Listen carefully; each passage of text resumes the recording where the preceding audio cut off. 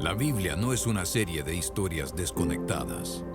Es un solo narrativo en que cada historia y cada personaje señala a una persona que es más grande. La historia de Adán y Eva no se trata solo del primer hombre y la primera mujer. Hay un mejor y verdadero Adán que pasó la prueba en el huerto y cuya obediencia se nos confiere. Hay un mejor y verdadero Abel que fue inocentemente asesinado y cuya sangre clama por nuestra absolución en vez de nuestra condenación. Hay un mejor y verdadero Abraham, quien contestó el llamado de Dios para dejar todo lo cómodo y familiar y salir al vacío a crear un nuevo pueblo de Dios.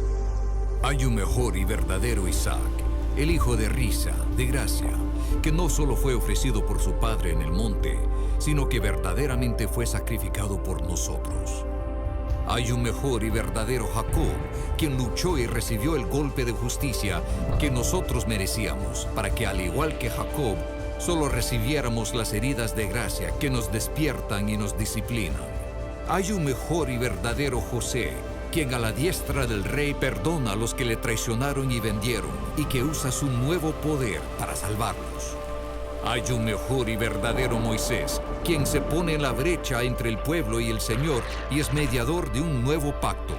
Hay una mejor y verdadera peña de Moisés, la cual al golpearla con la vara de la justicia de Dios, ahora nos brinda agua en el desierto. Hay un mejor y verdadero Job, quien de veras sufrió inocentemente para después interceder por y salvar a sus amigos insensatos. Hay un mejor y verdadero David, cuya victoria se convierte en la victoria del pueblo, aunque ellos mismos ni siquiera levantaron una piedra. Hay una mejor y verdadera Esther, quien no solo arriesgó perder un palacio terrenal, sino que perdió su gran palacio celestial.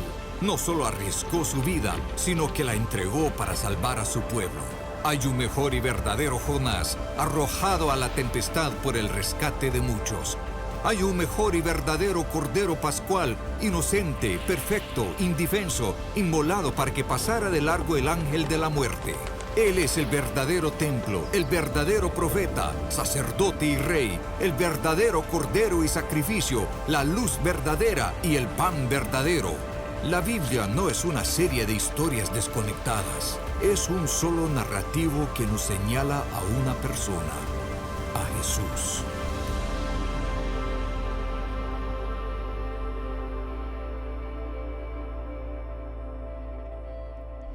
Es todo acerca de Jesús. Pero, ¿qué significa esto?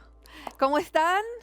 Espero que se encuentren bien. Aquí estamos contentos de poder estar con ustedes a través del internet, desde nuestros estudios de Riverside, California. Vamos a estudiar un tema muy hermoso que se centra, por supuesto, en Jesús. El tema es la realidad divina.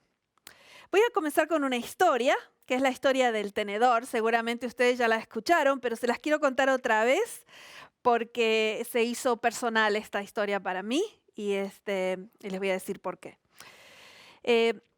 La historia del tenedor es acerca de una señora que estaba enfrentando la muerte, que sabía que iba a morir, estaba enferma y sabía que en unas 2 semanas iba a morir. Y entonces llamó a su pastor y le dijo, mire, yo quiero decidir lo que va a pasar en mi servicio de memorias, en mi propio funeral. Yo quiero decidir eso. Y entonces le dijo, mi hermana va a hacer mi biografía, mi hijo va a cantar una canción, diferentes cosas que ella tenía ya lista para su propio servicio de memorias. Entonces le dijo, pero quiero que sea un servicio de cajón abierto y que me pongan un tenedor en la mano. El pastor pensó que había escuchado mal. Le dijo, perdón, ¿qué dijo usted? Y dijo ella, que por favor en el cajón abierto donde yo esté, que me pongan un tenedor en la mano. Y le dice el pastor, ¿para qué quiere un tenedor en la mano? Y dice ella, porque este es mi último testimonio. Dice, y todo el mundo le va a preguntar a usted por qué tengo un tenedor en la mano. Y esto es lo que usted le va a decir. Le va a decir que como yo ya soy mayor, después de los cultos, tenemos una comida con toda la iglesia, pero yo no busco mi propia comida, porque como ya soy mayor me cuesta caminar con el plato. Los jóvenes me traen el plato lleno. Y cuando termino de comer, me sacan el plato. Pero si cuando me sacan el plato me dicen, guárdese su tenedor, Oh, dice ella, yo sé que un buen postre ya viene y lo mejor está por venir. Así que dice ella, yo muero con un tenedor en la mano sabiendo que lo mejor está por venir. Qué hermosa historia. ¿Qué hace que nosotros vivamos o muramos o enfrentemos una crisis con un tenedor en la mano diciendo lo mejor está por venir? Esto se hizo personal para mí porque una vez yo estaba hablando en una reunión en el estado de Idaho y recibí una llamada telefónica. Y era mi mamá. Y mi mamá dice, ¿sabes qué? Estoy yendo al hospital, creo que es una de las últimas veces. Ella había sufrido de cáncer por muchos años. Y dice, ya estoy en camino al hospital, pero no te preocupes, me dice. Tengo mi tenedor en la mano. No me voy a olvidar nunca de eso. Llegué a verla a mi mamá aquella vez. Inclusive llegué a hacer su servicio de memorias junto con ella. Ella me dijo que era lo que quería y todo lo demás, igual que la historia. Pero ¿qué hace que nosotros enfrentemos la vida o la muerte, la crisis, el coronavirus, un divorcio, el cáncer? ¿Qué hace que lo enfrentemos con esa certeza, con esa seguridad de lo mejor está por venir? ¿Qué hace que enfrentemos las realidades de esa manera? Bueno, eso vamos a ver hoy. Ustedes van a poder hacer preguntas después de esta sesión. Las vamos a ir contestando en vivo. Ustedes pueden preguntar a través del internet, del canal de YouTube. Pero todos tenemos preguntas, ¿no? ¿Qué hace que la vida, uno pueda enfrentar la vida de esta manera? Hoy vamos a ver una historia, cuando yo estaba pensando qué crisis hay en los evangelios, ¿no? En los que Jesús nos enseña diferentes cosas, decidí ir al Evangelio de Juan. Así que hoy vamos a concentrarnos en el Evangelio de Juan, pero antes de ir a la historia que vamos a ver hoy, les quiero comentar un poquito sobre el Evangelio de Juan. Así que si tienen su Biblia, algo para escribir, un papel, algo para escribir. Creo que van a querer compartir esto con otras personas. El Evangelio de Juan es un evangelio muy interesante. Es diferente que los otros tres evangelios. Mateo, Marcos y Lucas se llaman los evangelios sinópticos, que quiere decir la misma óptica, que cuentan las mismas historias de una forma parecida. Mateo, Marcos y Lucas se llaman los evangelios sinópticos. Pero Juan es un evangelio completamente diferente. 92% de Juan está solo en Juan, así que casi todas las historias de Juan están solamente presentes en el Evangelio de Juan. Y es interesante porque él nos dijo por qué decidió escribir este cuarto evangelio cuando los otros evangelios ya estaban escritos. Se cree que Juan es el último evangelio que fue escrito. Así que les leo el propósito, porque Juan mismo nos dice por qué decidió escribir un cuarto evangelio. Es interesantísimo. Juan capítulo 20, versículos 30 y 31, dice así: hizo además Jesús muchas otras señales en presencia de sus discípulos que no están escritas en este libro. No, están escritas en los otros tres. Versículo 31. Pero estas que elegí, dice Juan, se han escrito para que creáis. ¿Qué? ¿Qué es lo que tenemos que creer? Que Jesús es el Cristo, el Hijo de Dios, y para que creyendo tengas vida en su nombre. Ese verbo creer está 97 veces en el Evangelio de Juan. 97 veces está el verbo creer. Para que crean, para que crean. ¿Qué tenemos que creer? Oh, dice Juan, tienen que creer que Jesús es el Hijo de Dios. Y que cuando creen en Él, tienen vida eterna. Hay dos o tres cosas más que les quiero decir de Juan. Aparte de que el 92% está solo en Juan, de sus historias, aparte de que usa 97 veces el verbo creer, aún en el versículo más conocido de la Biblia, porque de tal manera amó Dios al mundo que ha dado a su Hijo unigénito para que todo aquel que en Él cree, no se pierda, más tenga vida eterna. Constantemente le está usando este verbo, creer. Aparte de eso, quiero decirles que Juan hace todo su evangelio, muy interesante, en dos niveles, en dos realidades. Por eso hemos llamado esta charla la realidad divina, ¿no? Él hace todo el evangelio en dos niveles. El primer nivel, que es la realidad que vemos con nuestros ojos, la realidad física. Y después una segunda realidad, que es la realidad divina a la que entramos cuando creemos en Jesús. Dos realidades. Y lo que es interesante es que en cada uno de los diálogos que hay, cada una de las historias de Juan, hay un diálogo entre los dos niveles, el que se ve y el que se cree. Por ejemplo, Nicodemo, ¿no? Debes nacer de nuevo, dice Jesús en Juan 3.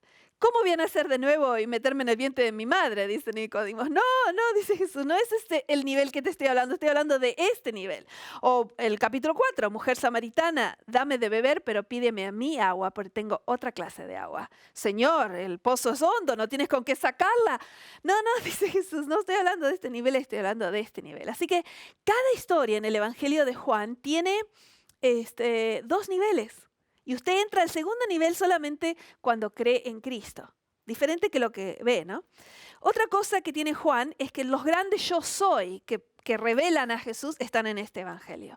Yo soy el buen pastor, yo soy la vid, yo soy la resurrección y la vida, yo soy el buen pastor. Todos estos están en el evangelio de Juan, donde él dice quién es. Él se presenta a sí mismo a través de los grandes yo soy. Y hay 7 señales en el evangelio de Juan. 7 señales que muestran quién es Jesús, y hoy vamos a ver la 7ª, que es la resurrección de Lázaro. Y quizás una cosa más que quiero decirles es que la cruz en el Evangelio de Juan tiene nombre. En el Evangelio de Juan la cruz se llama la hora. La hora de Jesús es la cruz. Así que todo el Evangelio lo va trayendo hacia su hora. Por ejemplo, en el capítulo 2, Jesús le dice a su mamá cuando estaban en Caná, ¿se acuerda de la boda? Le dijo, mi hora todavía no ha llegado. Después va siguiendo y cada vez más dice, está llegando mi hora. Y mi hora ha llegado y mi hora llegó. O sea que la cruz en el Evangelio de Juan se llama su hora, la hora para la que vino Cristo. Y esta historia de la 7ª señal es la que lo va a llevar a su hora, porque de aquí en adelante deciden matarlo. ¿Por qué decidí ver esta historia? Bueno, estamos en una crisis, el mundo está en una crisis, el coronavirus. Es una crisis que nos da miedo justamente porque tenemos miedo de enfermarnos o miedo de que se muera un ser querido o de que nosotros mismos enfrentarnos con la muerte. Y Jesús va a hablar de la diferencia que hace la fe en momentos de crisis, especialmente cuando enfrentamos la muerte. Así que es un diálogo fascinante, no puedo esperar, así que sigamos. Empecemos con capítulo 11 del Evangelio de Juan. Ahí vamos a estar todo el tiempo, en el San Juan capítulo 11, y empezamos en el primer versículo.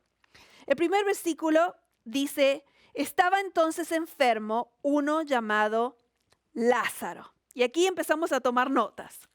Interesantemente, el nombre Lázaro viene del nombre Eleazar, que quiere decir Dios es mi ayuda. Así que ya tenemos un pedido de ayuda aquí y todavía no empezamos la historia, porque Lázaro, que viene de Eleazar, es Dios es mi ayuda. Después tenemos la introducción del resto de la familia, ¿no? Por ejemplo, el versículo 2. Dice que María, bueno, les voy a leer el 1 y el 2 juntos. Capítulo 11, versículo 1 y 2. Estaba entonces enfermo uno llamado Lázaro de Betania, la aldea de María y de Marta, su hermana. Y María, cuyo hermano Lázaro estaba enfermo, fue la que ungió al Señor con perfume y le enjugó los pies con sus cabellos, que es un muy interesante comentario porque Juan todavía no nos contó esa historia, la va a contar en Juan 12. Y entonces dice el versículo 3, enviaron las hermanas para decir a Jesús, Señor, he aquí el que amas está enfermo. Aquí enfrentamos el problema. Aquí está la crisis. Mi hermano está enfermo. Quizás usted tiene hoy un hermano que está enfermo, un padre, un hijo, quizás ha perdido un ser querido en esta crisis. Es la crisis de enfrentarse con la muerte o con una enfermedad grave, es la que nos hace entrar al fondo de en qué creemos. Le dicen las hermanas, nuestro hermano está enfermo. Y es interesante porque el mensaje dice, Señor, he aquí el que amas está enfermo. Ellos están contando con el hecho de que Dios ama a Lázaro. Jesús ama a Lázaro. Así que si escucha el mensaje de que está enfermo, va a venir corriendo, ¿no es cierto? Pero ahí es cuando encontramos un contraste que quiero realzar en el versículo 5, que es un contraste muy interesante porque a veces la gente cuando está en crisis dice, ¿será que Dios no me ama más? ¿Será que me ha abandonado? ¿Será que tiene poder en esta situación? Versículos 5 y 6. Amaba Jesús a Marta, a su hermana y a Lázaro. Y cuando oyó pues que estaba enfermo, se quedó 2 días más en el lugar donde estaba. Ese contraste tan paradójico que dice que los amaba y cuando escuchó que estaba enfermo se quedó 2 días más. Las demoras de Dios. ¿Por qué no actúa ahora? ¿Por qué no termina esta pandemia? ¿Por qué no hace algo? Es muy interesante estudiar la Biblia con un comentario que nos enseñe las costumbres del tiempo que están reflejadas en los versículos de la Biblia, ¿no?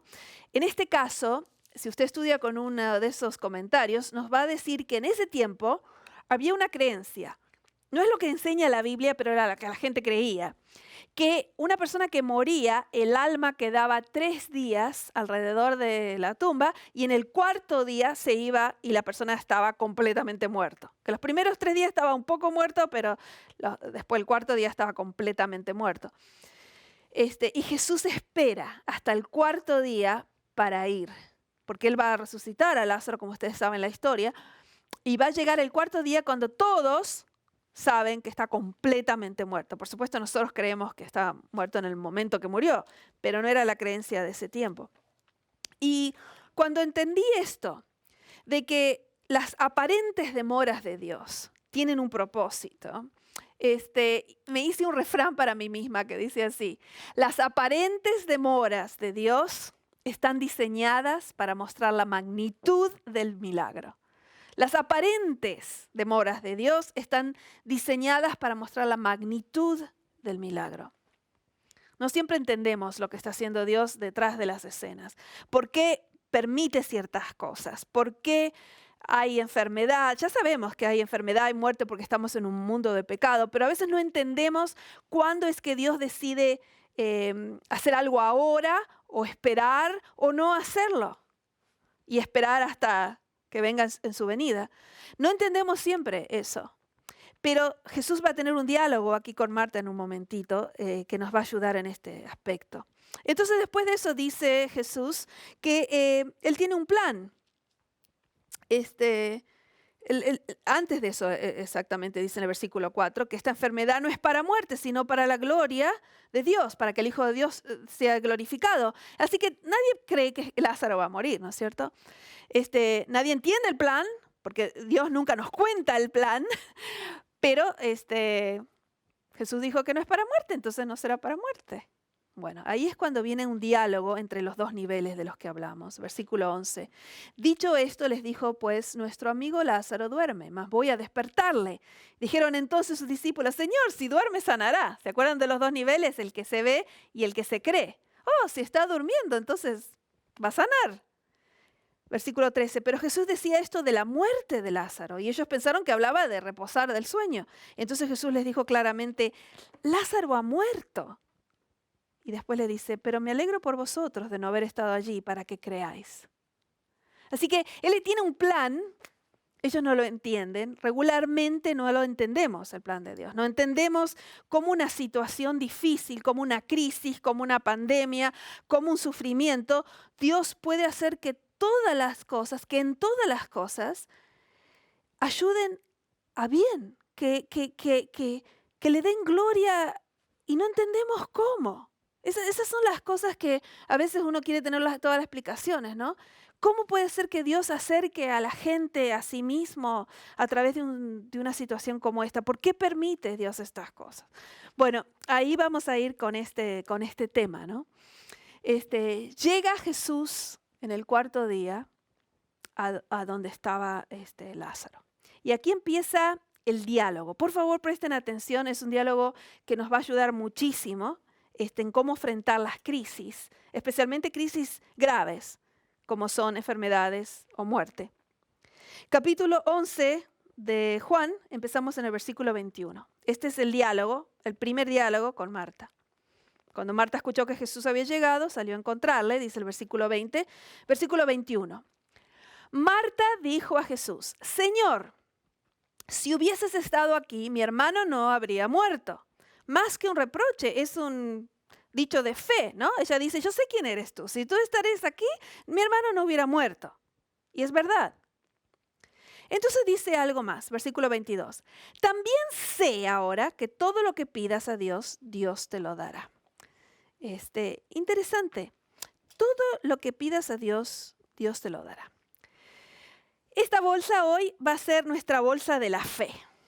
Quizá usted, como dice Juan, usted cree en Jesús, ¿no? Entonces usted dice, no importa, ninguna crisis me va a sacar a mí de lo que yo creo. O sea que yo tengo aquí mi fe y que venga la crisis. Pero Jesús dice, hay diferentes niveles de fe. Y el primer nivel de fe del que habló Marta es lo que llamamos el cómo de la vida cristiana. ¿Cómo vive un cristiano? Marta dice, Jesús, aunque no llegaste a tiempo esta vez, sé que Dios todavía va a escuchar lo que le pidas. No está hablando de la resurrección de Lázaro, ella no tiene la menor idea de eso. El griego usa un plural. Dice, todavía Dios, las cosas que le pidas a Dios, Él hará. O sea que le está diciendo, aunque no llegaste a tiempo en esta vez, Dios igual va a seguir escuchando tus oraciones. El cómo de la vida cristiana es creer en los comportamientos que tiene el cristiano, en las disciplinas cristianas, en la oración. ¿Usted cree en la oración? Me alegro, yo también creo en la oración y creo en la oración intercesora y creo en lo importante que es juntarse a alabar a Dios, aunque sea con el internet, cuando no podemos ir a la iglesia. Esos son las disciplinas espirituales, las cosas que hacemos, el cómo, los comportamientos que tenemos como cristianos. Oramos, alabamos, estudiamos la palabra de Dios, etc. Ese es el cómo. Y Marta dice, yo sé, le dice a Jesús, yo sé que Dios todavía escuchará tus oraciones. Es interesante el yo sé, porque resulta que Jesús en todo el Evangelio de Juan está tratando de ayudarle a la gente que pase del yo sé al yo creo. Estas 13 pulgadas que son el camino más largo, la travesía más larga que una persona alguna vez va a pasar de la mente al corazón. Cuando no solamente decimos yo sé, sino yo creo. Entonces, ella tiene el cómo. Ella dice, la oración todavía trabaja, aunque no llegaste a tiempo, todavía trabaja la oración. Pero Jesús le dice, hay una profundidad, hay que ir más profundo en la fe. Y Jesús le contesta, versículo 23, tu hermano resucitará. Y ella dice, en el versículo 24, yo sé. Porque Marta sabe muchas cosas y va al segundo nivel de la fe, que es no solo el cómo vive el cristiano, sino en qué cree. ¿Cuáles son las doctrinas que tiene? ¿Cuáles son las profecías que conoce? Ella dice, versículo 24, Marta le dijo, yo sé que resucitará en la resurrección en el día postrero. Oh, yo sé la doctrina del estado de los muertos, Jesús. Yo entiendo, yo sé lo que creo. Así que acá tenemos el cómo y entonces vamos un poquito más profundo al qué. ¿Qué es lo que creo? Aquí teníamos el cómo se comporta el cristiano. Usted cree en la oración, cree en congregarse, cree en estudiar, etcétera, etcétera. Pero después adentro de ese tiene que haber más profundo y el más profundo es ¿qué? ¿Qué es lo que creo? ¿Cuáles son las doctrinas que creo? ¿Si guardo el sábado? ¿O sé el estado de los muertos? ¿O conozco las profecías? Y acá Marta está citando casi palabra por palabra nuestra doctrina del estado de los muertos. Dice ella, yo sé que va a resucitar, versículo 24. Marta le dijo, yo sé que resucitará en la resurrección en el día postrero. Yo sé, puedo decirte las doctrinas, palabra por palabra. Le dice a Jesús Marta. Pero Jesús dice, pero hay más que el cómo y el qué. El cómo y el qué son muy importantes porque tienen que llevarte a un tercer nivel de la fe, más profundo todavía. Y Jesús le dijo, versículo 25, pero yo soy. ¿Te acuerdas los grandes yo soy de Juan? Yo soy la resurrección y la vida. El que cree en mí, aunque esté muerto, vivirá. Y todo aquel que vive y cree en mí no morirá eternamente. ¿Crees en esto? Oh, Jesús le dice, es muy importante que en tu bolsa de la fe tengas los cómo. Pero los cómo son solo un medio para ir más adentro. Bueno, y llegamos a los qué, lo que creemos. Muy importante saber lo que creemos, las doctrinas. Pero dice Jesús, tiene que haber más profundidad para pasar las crisis, para enfrentar la muerte, para enfrentar la enfermedad. No es solo los cómo ni los qué, sino el quién. Dice Jesús, pero yo soy la resurrección en la vida. Yo soy mi persona. Yo soy la resurrección en la vida. El que cree en mí, aunque esté muerto, vivirá. Y el que cree en mí no morirá eternamente. ¿Crees en esto? Oh, Marta, tú sabes los cómo, tú sabes los qué es, pero crees en el quién. Este es el centro de nuestra fe. Es la persona de Cristo. Las doctrinas, las profecías, los comportamientos son ángulos que nos llevan a ver la piedra. Pero este es el centro de nuestra fe, es la persona de Cristo. La Iglesia Adventista tiene 28 doctrinas. Las doctrinas son ángulos de esta piedra, pero cada doctrina tiene que llevarte a la persona de Cristo. Si no te llena a la persona de Cristo, no has entendido profundamente esa doctrina, o la profecía, o lo que fuese. Porque en tiempos de crisis, si tú solamente tienes una bolsa que dice cómo, y oras 2 horas por día, o vas al culto, o lo que fuese, eso solamente no te va a dar la paz que necesitas en momentos de crisis. Quizás tienes las doctrinas, sabes los qué, así que tienes una bolsa que tiene el cómo y el qué. Eso tampoco te va a dar la paz. Son muy importantes solamente porque te llevan al quién. El quién es el que te puede dar la paz. Jesús es el que te puede dar su paz, que es diferente que la paz del mundo. Así que es importante entender eso. Cuando mi mamá murió, me acuerdo haber estado parada al lado de ella y haberle visto su último respiro. Y en ese momento, todas las doctrinas se hicieron una sola cosa. Cuando ella murió, me acuerdo de haber sentido, ella ya pasó de este mundo, ya el Satanás no lo puede molestar, ya no le puede molestar con el cáncer, ya no le puede dar dolor. ¿Y ahora qué? Y me acuerdo haberme enfrentado con este momento. O era todo verdad o era todo mentira.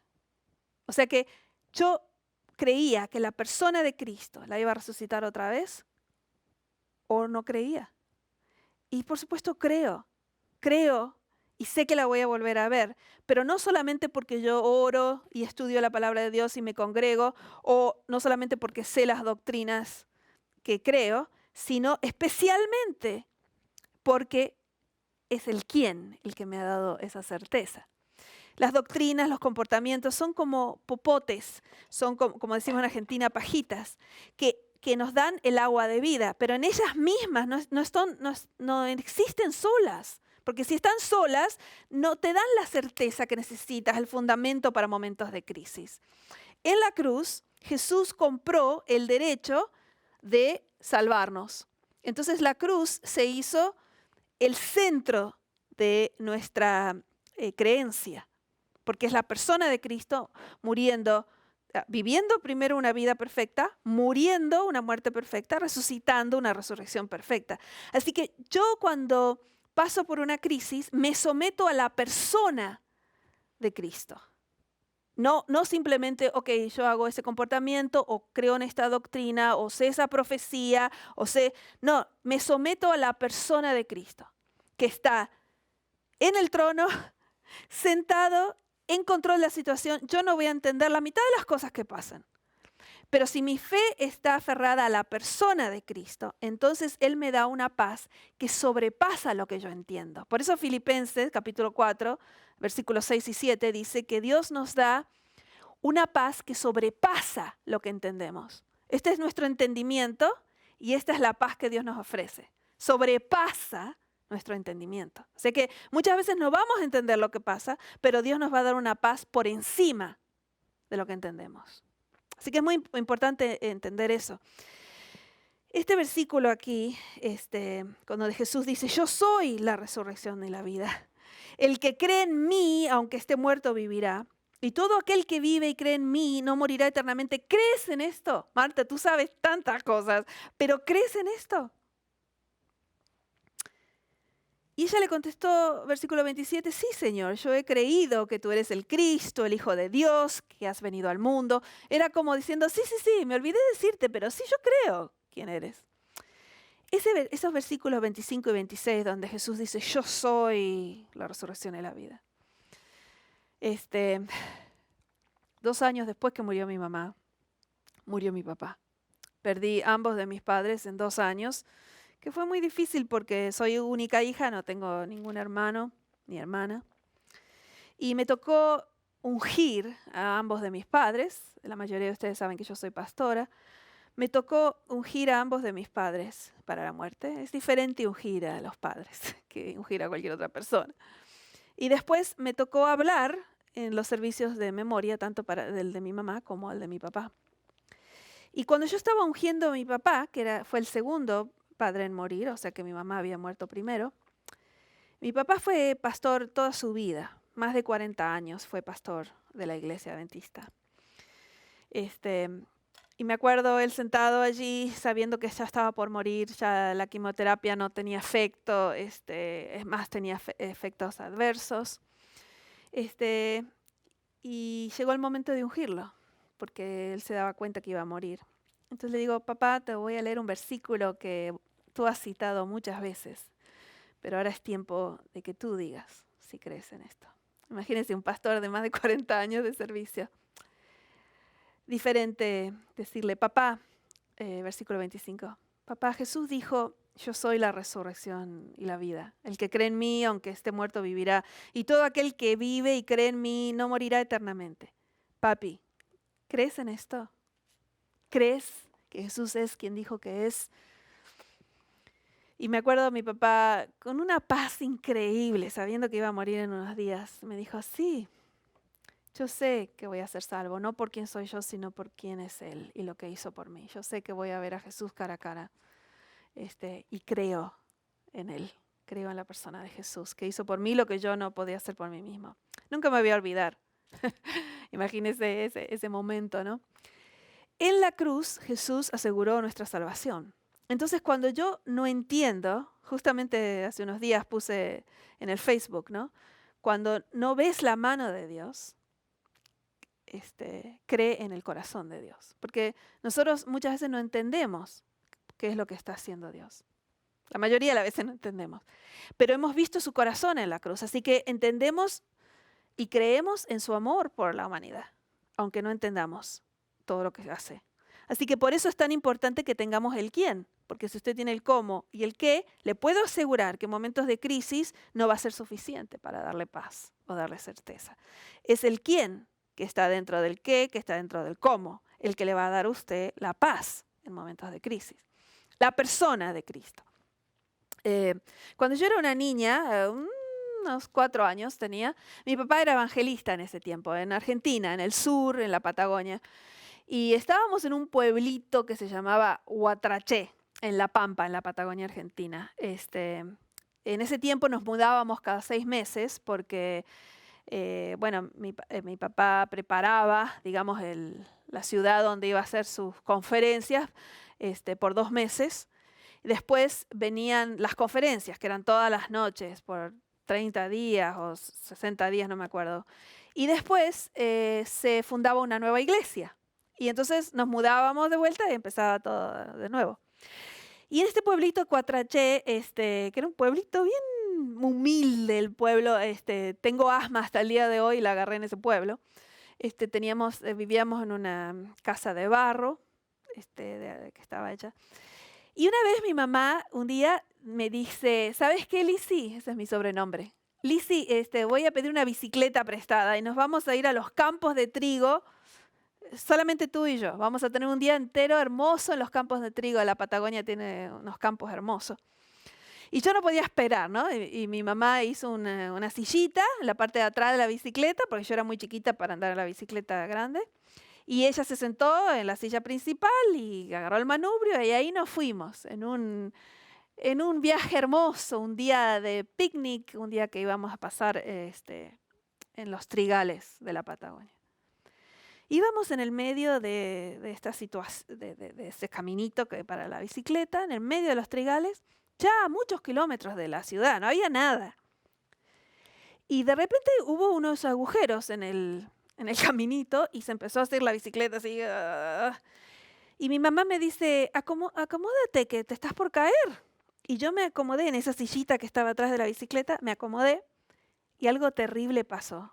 Imagínese usted con su nenita de 4 años en el medio de los trigales, lejos de todo. Yo empecé a llorar, pero a llorar así, no como un lloro chiquitito, sino un lloro desesperado.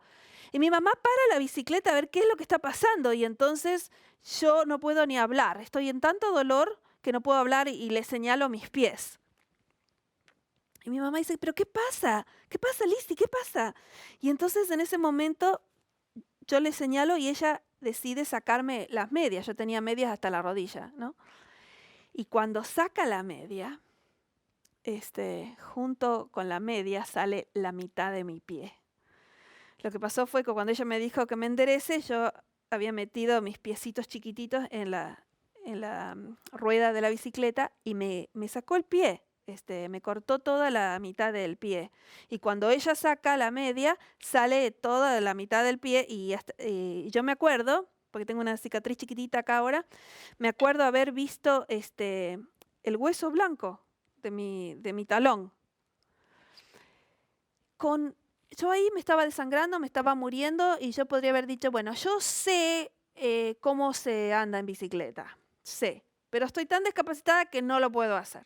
También sé qué es la bicicleta, sé cómo trabaja la bicicleta, entiendo todo de la bicicleta, pero no puedo hacer nada porque estoy tan discapacitada que no importa que sepa el cómo ni el qué, tengo que confiar que tengo una mamá que me ama por encima de sí misma y que no me va a dejar en los trigales. Así que voy a confiar en que esta mamá que tengo me va a salvar la vida. Mi mamá con una fuerza que estoy segura que vino del cielo, agarró el manubrio de la bicicleta, me sentó en la silla principal y corrió, no andando en bicicleta, sino corriendo, todos esos kilómetros de vuelta al pueblito, que no tenía ni siquiera hospital, el pueblo encontró un dispensario, una clínica chiquita, y me sentaron, me acuerdo patente, como si fuera hoy, me sentaron arriba de la máquina de rayos X, y en aquel tiempo había que ir a comprar a la farmacia lo que iba dentro de la máquina. Así que me dejó mi mamá ahí, salió en la bicicleta, se fue a la farmacia, volvió. Bueno, terminó que yo no tenía ningún hueso quebrado, nada más que el pie no estaba ahí, la mitad de este pie no estaba. Pero como yo era una nena chiquita, se volvió a rehacer el pie, por 6 meses no caminé, se volvió a hacer el pie. Si no hubiera sido por mi mamá, por la persona de mi mamá, por el quién estaba conmigo, para empezar yo no estaría viva. Segundo, no hubiera pasado esa crisis, ¿no? A veces conocer solo el cómo y el qué, nos dan no sé, uno cree que, bueno, yo tengo lo que necesito para esta crisis, pero no es así. A no ser que el cómo le lleve al qué y el qué le lleve a quién, no se puede pasar la crisis, porque no es suficiente saber cómo comportarme, qué hacer. Tengo que conocer la persona de Cristo y confiarle en mi vida, aun cuando no la entiendo. Y en este caso, cuando ella dijo, sí, Señor, yo he creído que tú eres el Cristo, el Hijo de Dios, he entendido, bueno, dice Jesús, entonces llegaste al centro. Si crees en mí, entonces vamos a la tumba. Fueron a la tumba de Lázaro. Versículo 38, versículo 39 empieza el segundo diálogo con Marta. Entonces Jesús dijo, versículo 39, quitad la piedra. Quitad la piedra. Pero Marta, que hace un momento habló con él, dice, Marta, la hermana del que había muerto, le dijo, Señor, hiede ya, porque ya hace 4 días. Aquí están los 4 días de los que hablábamos, que van a ser mencionados más de una vez. 4 días hace, o sea que está completamente muerto. Y Jesús le dice, pero Marta, ¿no hablamos hace un momentito atrás de que era el quién el que valía en esta crisis? Dijo Jesús, ¿no te he dicho que si crees verás la gloria de Dios? ¿No habíamos ya decidido esto hace un momentito? Entonces quitaron la piedra, versículo 41, y donde había sido puesto el muerto, y Jesús alzando sus ojos a lo alto dijo, aquí hay una oración de Jesús, y es una oración tan hermosa. Le dice, Padre, gracias te doy por haberme oído. Jesús sabía que su Padre lo escuchaba. Él también practicaba la oración. Él entendía la comunicación con el Padre. Pero le dice, yo sabía, versículo 42, que siempre me oyes. Pero lo dije por causa de esta multitud que está alrededor para que crean que tú me has enviado a mí. Esta gente sabe orar y sabe guardar el sábado y sabe de la escatología y sabe de la profecía y saben que va a haber pestilencias y saben estas cosas. Pero que crean en mí, la persona en mí, que tú me has enviado a mí. Después que oró esto, versículo 43, habiendo dicho esto, clamó a gran voz, Lázaro, no puedo ni decirlo, Lázaro, ven fuera. Tenemos algo divertido que dicen los académicos. Dicen que Jesús tuvo que decir Lázaro antes de decir ven fuera, porque aquí estaba la vida y ese era un cementerio, una montaña donde había mucha gente sepultada, y si decía ven fuera, toda la montaña iba a resucitar, pero que él tuvo que decir no todos ustedes, Lázaro, ven fuera. Y el que había muerto, dice el versículo 44, salió, atadas las manos y los pies, con vendas y el rostro envuelto en un sudario. Jesús le dijo, desatadle y dejadle ir. Fue tan grande el milagro, tan grande la señal, que dice el versículo 53 que desde aquel día acordaron matarle. Esta es la historia en el Evangelio de Juan que lo va a llevar a su hora a Jesús. Muchas veces cuando voy a visitar la tumba de mis padres, me imagino lo que va a ser ese día en la segunda venida, cuando Jesús diga, ven fuera, y le diga a Satanás, desatadlos y déjalos ir, nunca más tendrás dominio sobre ellos.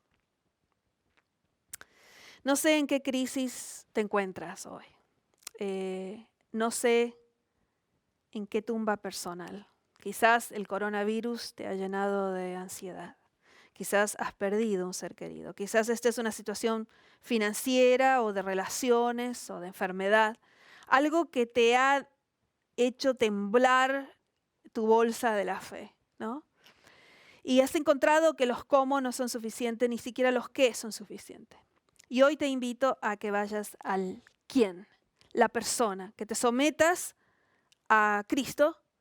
Jesús es el que ha ganado en la cruz y nos sometemos a Él aun cuando no entendemos todo lo que está pasando a nuestro alrededor. Y tienes solamente 2 opciones: atravesar la crisis confiando en Jesús o atravesar la crisis sin confiar en Jesús. Esas son las únicas 2 opciones. No tenemos la opción de no atravesar la crisis. La crisis está. Así que tus únicas 2 opciones son o la atravieso con Jesús o la atravieso sin Jesús. La realidad divina es que Él ha ganado y que pronto vendrá a buscarnos, que viene ahora un futuro pronto cuando Él venga a buscarnos, donde ya no habrá más llanto, ni clamor, ni dolor. Nos encanta ese versículo, capítulo 21 de Apocalipsis, versículo 4. Enjugará Dios toda la lágrima de los ojos de ellos. Ya no habrá más muerte, ni habrá más llanto, ni clamor, ni dolor, porque las primeras cosas pasaron. Ya sabemos que Jesús gana, nosotros estamos con Él, ya sabemos. Pero, mientras tanto, ¿cómo podemos hacer? Podemos vivir con un tenedor en la mano, diciendo, lo mejor está por venir. Yo sé cómo termina esta historia, Jesús gana y lo mejor está por venir. En Juan capítulo 14, 27, Jesús nos dice, que Él nos quiere dar su paz. Él dice, mi paz os dejo, no como el mundo la da, yo os la doy. No se turbe vuestro corazón, ni tenga miedo. Así que lo mejor está por venir. Fija tus ojos en Cristo, tan lleno de gracia y amor. Y lo terrenal, sin valor, será a la luz del glorioso Señor.